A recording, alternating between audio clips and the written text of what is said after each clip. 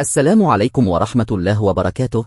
لا تنسوا دعمنا والاشتراك في القناة. عشاق كرة القدم الإفريقية على موعد مع قمة نارية تجمع بين المنتخب الجزائري والمنتخب النيجيري، مواجهة قوية تحمل في طياتها الندية والتاريخ والصراع التكتيكي بين محاربي الصحراء والنسور الخضر.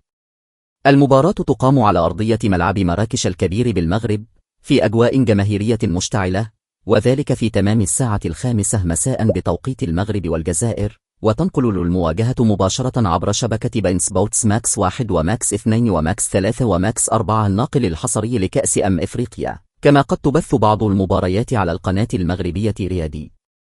المنتخب الجزائري يدخل اللقاء بطموح كبير: الانضباط التكتيكي، الصلابة الدفاعية، والروح القتالية، بينما يسعى المنتخب النيجيري لاستغلال قوته البدنية وسرعته الهجومية والضغط العالي لفرض سيطرته. مواجهة التفاصيل فيها تصنع الفارق، وأي خطأ قد يغير مسار اللقاء. الجماهير على موعد مع 90 دقيقة أو أكثر من الإثارة والحماس والتشويق. فمن يحسم هذه القمة الإفريقية الكبيرة ويتأهل؟ الجزائر أم نيجيريا؟